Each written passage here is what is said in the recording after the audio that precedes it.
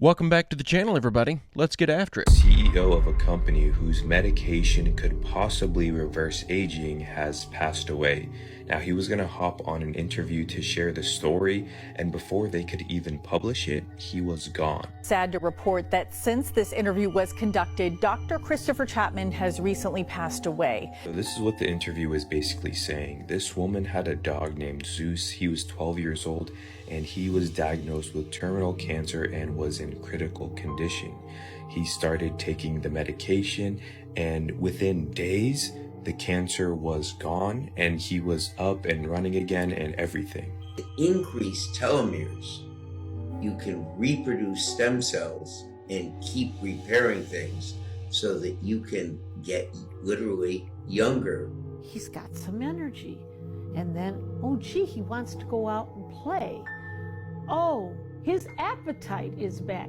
Company's board of directors assigned a new CEO, and once that happened, 3 directors voluntarily resigned. This seems even more suspicious when you take into account that plane that just fell out of the sky with all those cancer researchers on it. It's starting to sound like there might be some new breakthroughs in cancer research that someone doesn't want getting out to the public. I had a secret clearance. I was able to go into restricted areas, which this was, and I walked into a photo lab, which was the NASA lab across the hallway. At the time, I was talking to one of the techs in there, and he drew my attention to a photograph, a NASA photograph, and this was an aerial photograph of the Earth. I'm assuming the Earth because it had pine trees on it, and the shadows of the craft or whatever it was were in the same angle as the trees. And by its very nature, UFO, and I wanted to clarify that to a gentleman that was talking to me, means unidentified. So I did not know what this was. But I realized at this point that it's very secret, that it was kept secret, because I asked him, what are you going to do with this piece of information? And he said, we always airbrush these out before we sell them to the public. After that, I decided I would ask questions to other people. A guard told me that he was asked to burn some photographs and not to look at them. And there was another guard guarding him, who was in green fatigues, watching him burn the photographs. And he said he was too tempted. He looked at one, and it was a picture of a UFO. And he was very descriptive. I can go into that later with anyone. He immediately was hit in the head, and he had a big gash in his forehead. He was knocked out, and he was terrified, so he would have to be protected. So I do want to let you know that I worked out there for a number of years, and I ran into this. So it's not something everyone knows that works out there for a long time. My boss didn't know about it. Some people that sat right next to me didn't know about it. It's very strange, because I don't know how they can do it, but they can let some people know about it and then others not. I'm willing to testify before Congress that what I'm saying is true, and thank you very much.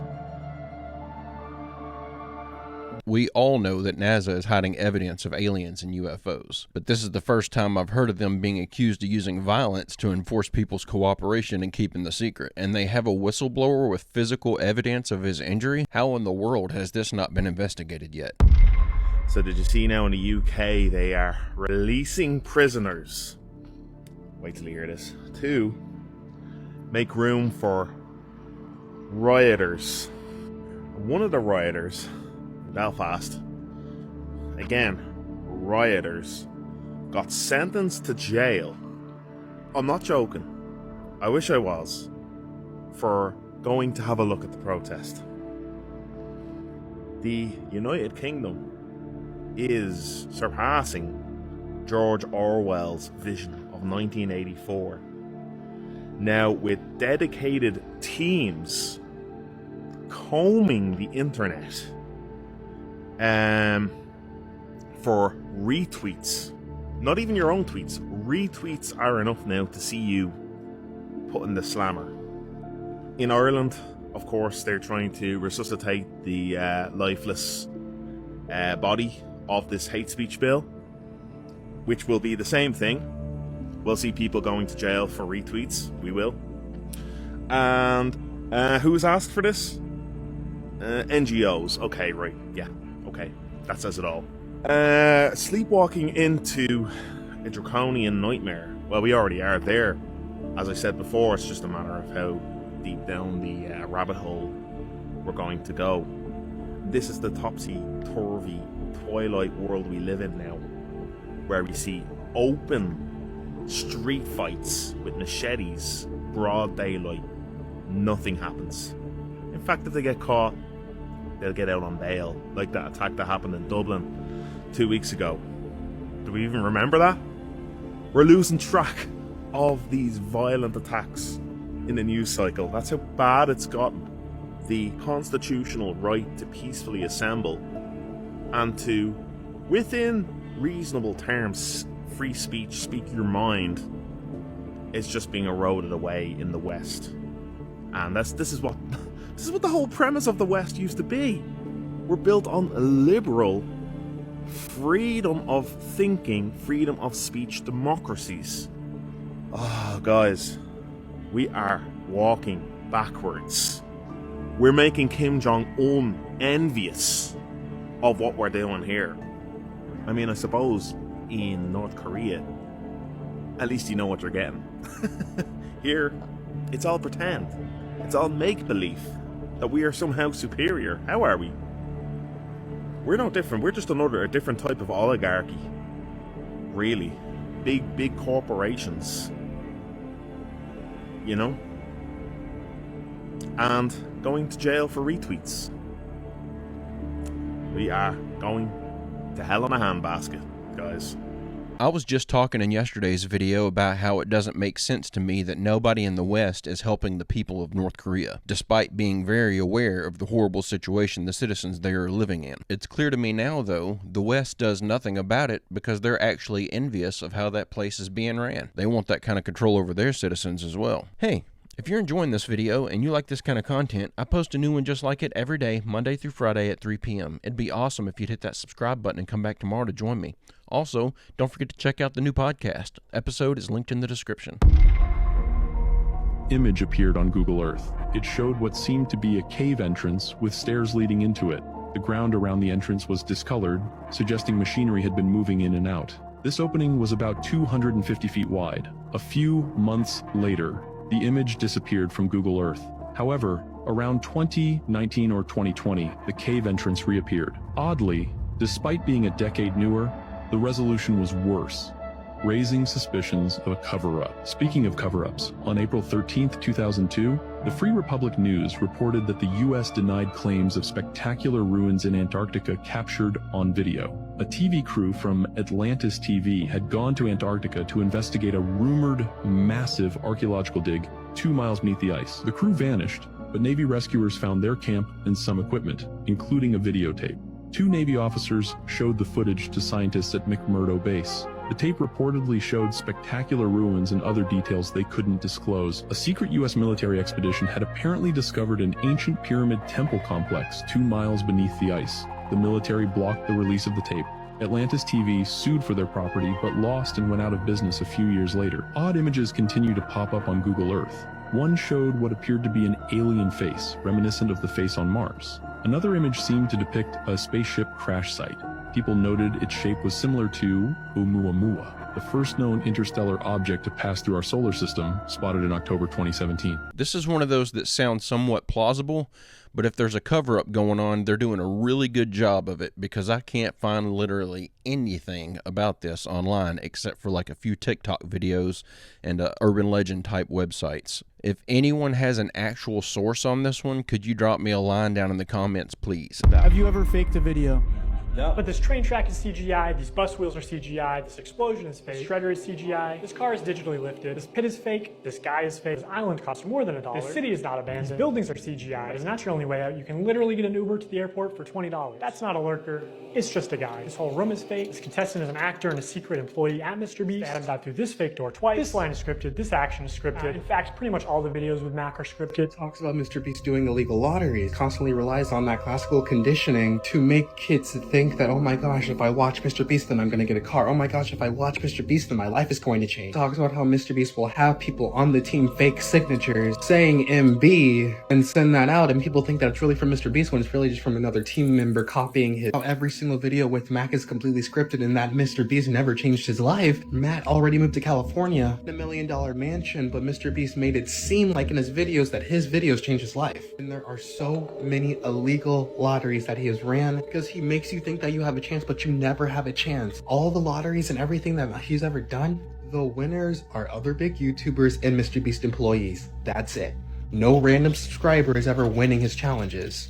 He talked about how Feastables are a lie. Shows clips talking about how Feastables are so healthy, they're worse than Hershey's. He's doing all of this false advertising, acting like these are good for you. They're up to 2 times the calorie amount of a normal chocolate bar that's not manufactured by Mr. Beast. And he talked about how Mr. Beast threw a temper tantrum with Keith Lee and show how Mr. Beast's face completely changed as soon as Keith Lee was not going to give like a 10 out of 10. And Mr. Beast literally threw candy bars across Keith Lee's house and getting very angry that Keith Lee wasn't automatically going to give him a 100%. This is amazing. And there's so much more he hasn't gotten to yet, including to how someone almost died at a Mr. Beast shoot, but he hasn't revealed that yet. Man, this is getting crazy. It looks like there's enough accusations stacking up against Mr. Beast that if only half of the stuff is true, he could actually be facing some serious jail time. And there's some really nasty leaked audio of him saying he wants to do something illegal with the Catch Me Outside girl when she was only 14 years old. I don't know if that's been verified though, so it could be an AI-generated audio clip, but things certainly aren't looking good for old Jimmy. You need to watch this video. Many of you have heard about the school shooting that happened in Nashville, Tennessee, a short time back. And there were 2 things that happened that has not been in the news. One is when the shooter drove up to the property and got out of the parking lot, the shooter was right beside the playground. There were 50 kids on the playground.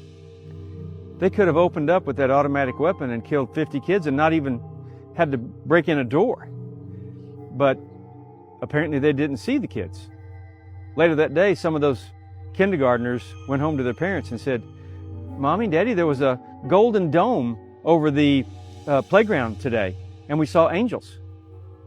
God hid them from view with a golden dome that the shooter couldn't see through. I would love to believe this is true. It'd be awesome to get a mini documentary or something with interviews from all of those kindergartners before they get much older and start forgetting all the details. I'd love to hear all the accounts and see how well their stories line up. That'd be a powerful documentary.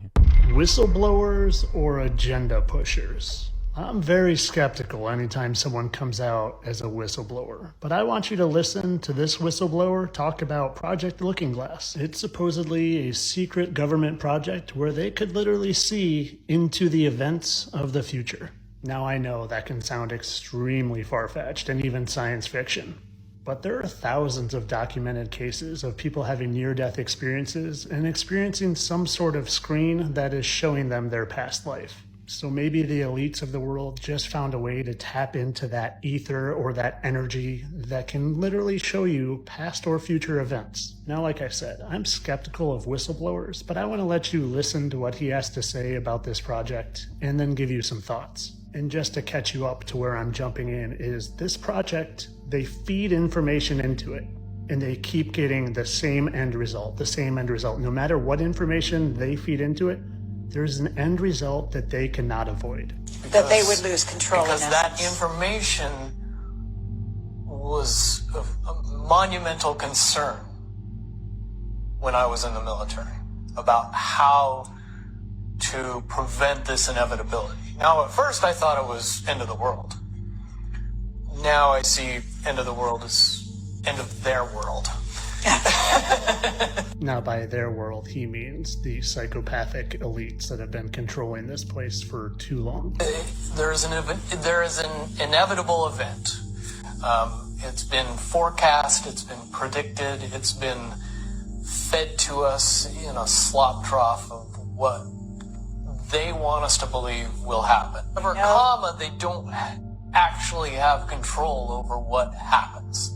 They only have control over the reaction, and it seems that no matter what they tried to do to cause their desired reaction, it's going to have an opposite effect. Now, it's much easier for me to explain today what that process is as opposed to back then. But if I had to give it a name, I would say it's the awakening process. It's an evolution of consciousness that cannot, will not, and no matter what decisions or possibilities are injected into the equation, eventually it all resolves down to us all learning the truth and becoming aware of this massive dam of lies that has been built that keep us from knowing massive volume of information. Any attempts to try to go away from this one inevitable conclusion, I again see as a new beginning, an end of this reality, the beginning of something that we can't even possibly understand based on the level of our beliefs currently. But when all that information comes flooding out, there's going to be no denying what's true and what's a lie or what's illusion. Now, I have been a big believer of exactly what he is saying for a while now. I think something big is coming. I think an awakening is coming. And I think potentially that is exactly why the elites are building underground bunkers, because they're going to be afraid of us learning the truth of all the lies. But I do hold an ounce of skepticism because I just don't trust government whistleblowers. But honestly, as ridiculous as this sounds, I do think there's probably a lot of truth to this, especially because they put the truth right in movies, and I'm going to explain what I mean. If you don't realize this already, they invert all the movies, where the bad guys are really the good guys and the good guys are the bad guys. Case in point, Thanos is a representation of God. And all these guys that are supposed to be heroes, they are actually representations of the fallen angels.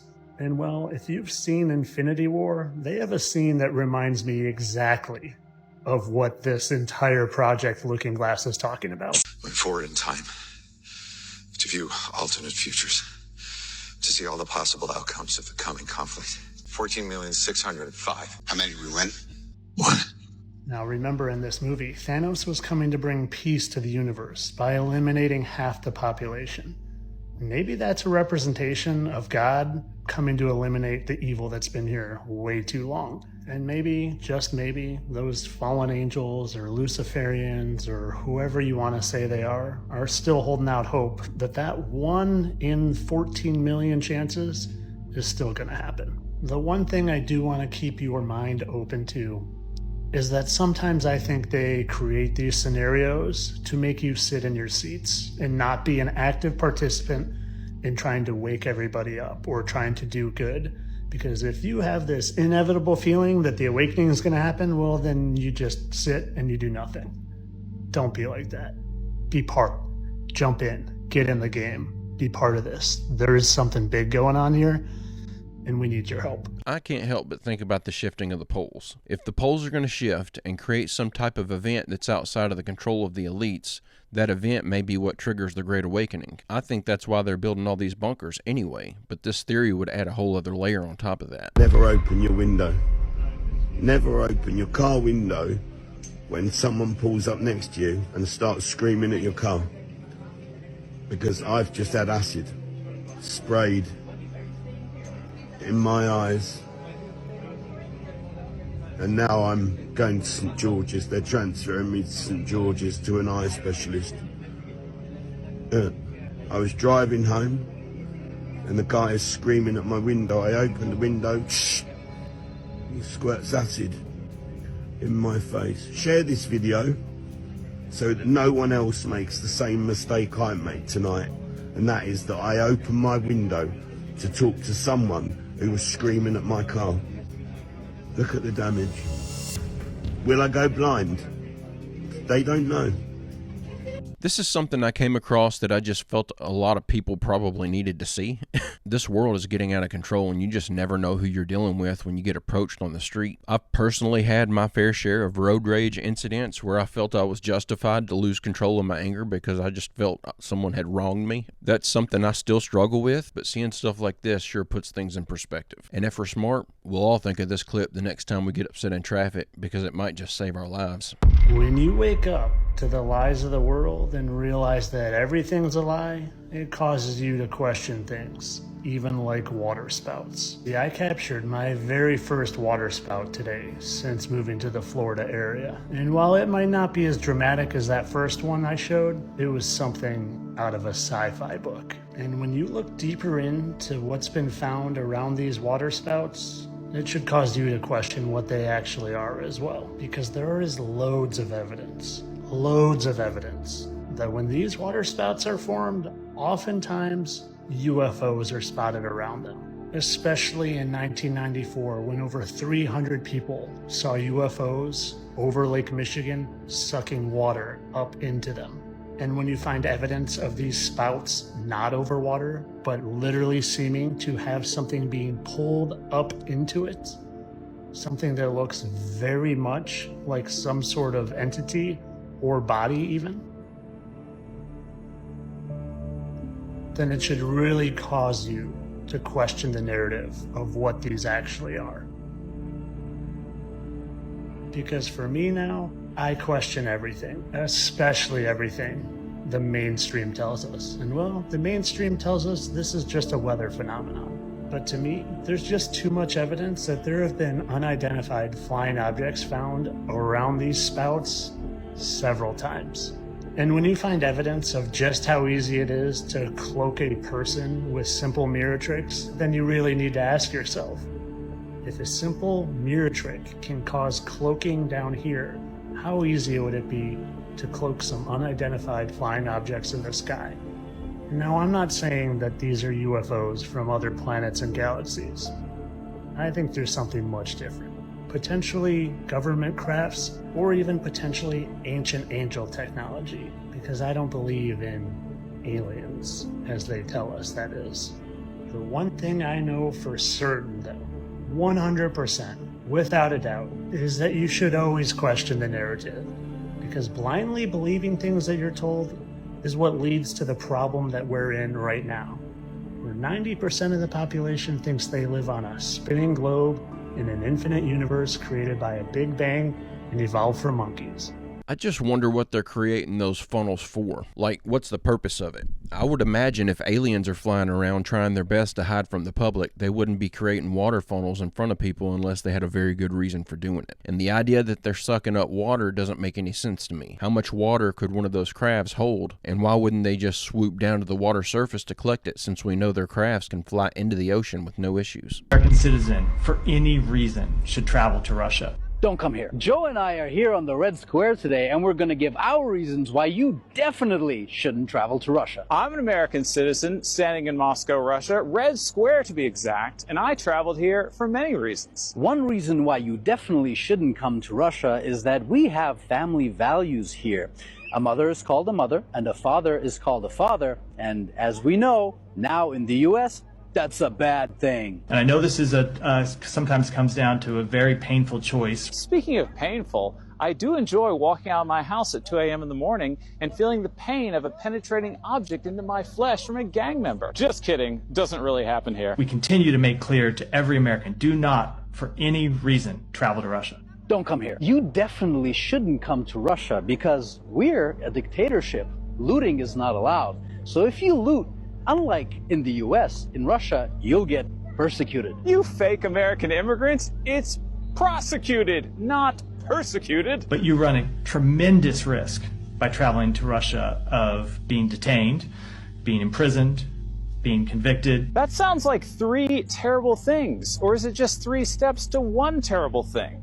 If you come to Russia and you commit a crime, you will get prosecuted. And that is bad, so you probably don't want to come to Russia. Don't come here. If you enjoy heaps of trash and rats all over the downtown areas of your cities, then you should definitely not come to Russia because you'll be missing that here. For Americans who have family members in Russia, sometimes family members with health problems that they want to see. Don't come here. Lots of scary words, little meaning, blah, blah, blah. I know, I'm getting arrested by the invisible police. Don't come here. Obesity. Speaking of obesity, do you enjoy being obese? Because if you do, you definitely should not come to Russia, where GMOs are illegal. Another reason why you definitely shouldn't come to Russia is we don't have homeless encampments everywhere. And homeless encampments are modern art. Russia doesn't have those. Russia bad. Don't come here. Do you like people who practice in the art of anti-traditional family values? If so, you definitely don't want to come to Russia. Don't come here. If you remember 1970s America when people were thin and beautiful, and you're disgusted by beautiful women, then I suggest you not come to Russia, because here we have plenty of beautiful women, and beautiful women are dangerous, thus making Russia dangerous. Do not, for any reason, travel to Russia. Don't come here. Please share this video so that more people don't come to Russia. I'm sure there are actually legitimate reasons why you wouldn't want to go to Russia. Just jump on YouTube and search "Meanwhile in Russia," and you'll get a whole page of videos showing examples of why you likely aren't resilient enough to even visit Russia. It is a crazy place, but there is absolutely a ton of negative propaganda pushed on us to make Russia look like a worse place than it actually is. They need the citizens to unite behind the enemy, so they try to make him look like the ultimate bad guy. No matter how many times I talk about this, it still blows my mind. I never really considered that until your book. Until I heard the title of your book and I read the synopsis of it, I never really considered it. I never considered that thinking about your problems all the time and talking about your problems all the time literally make the problems grow. That's right. I mean, it's the number one symptom of depression is what they call rumination, this pathological obsessing over your pain. Yeah. That's why stuff like exercise, that's one of the reasons, aside from chemical reasons, one of the reasons that doing anything, you know that running errands is good for your mental health? Getting out of your house and accomplishing anything is good for you. But sitting around talking and thinking about your problems, that's a bad habit. And the best cognitive behavioral therapists and others, you know, the dialectical behavioral therapists, the ones who do really well with depression, the first thing they do is try to break that that bad pattern. So it's fascinating. That's Abigail Schreier, and she wrote the book Bad Therapy. And she brings up a lot of very important points, which are, what are the negative side effects of therapy? Because the data does show that ruminating too much on negative emotions and experiences actually creates more negative emotions and negative experiences. But this is not a new concept. People have been talking about this since the dawn of time. This man, he's a Russian mystic, whatever you want to call him, Gurdjieff. One thing he taught his students was to not vent your unpleasant emotions. So he had this exercise called self-observation, where you're to go observe yourself in the most deepest way, not just your thoughts, but about your body. And he said you will discover in observing yourself that most of your thoughts revolve around unpleasant emotions. So most of it is dealing with frustration, resentment, anger, bitterness. And he said, look at those emotions, see them. Do not judge them. Do not say they're bad or good or whatever. And don't ever talk about them. Don't vent them to people. You can look at them, but don't talk about them. And the people who experience it go, whoa, by not talking about them, they start to go. In so many ancient cultures, indigenous populations, ancient belief systems, they all talk about how your mind is a garden. You reap what you sow. And by constantly ruminating on negative emotions, negative experiences, you're literally watering the weeds of your mind so it creates more. Now, talking through negative emotions and ruminating are a different thing. There is a place and time where it's beneficial, but when it becomes excessive, that's where there's no benefit to you. So one way to get rid of the negativity, just ignore it. Observe it and ignore it.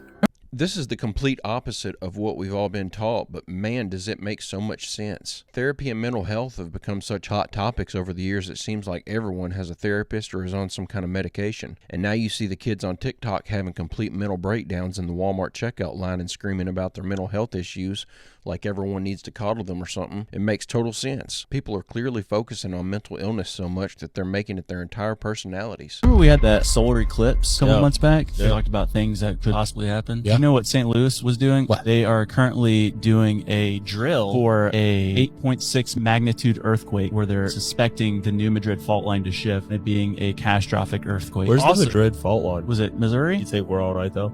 No. I definitely think it's going to happen. That split, the solar eclipse went right over the New Madrid fault line as well. What would happen? It splits in half, right? Do you think it's chaos? Like, do you think it's east yeah. versus west? It's like everyone for themselves? Think about supply trains, right? Oh, to yeah. get supplies to the west side or the east side, there's Yeah. going to be a giant gap. They think it's going to be the whole nation or just like a giant split. Catastrophic, like something we've never seen before. There's also fault lines in Wyoming, which has people a little freaked out because of the super volcano that is Yellowstone. Ooh. Yeah. And what a way to go. I want nature to take us out, not nuclear warfare. We're very vulnerable Yeah. to things that we can't control.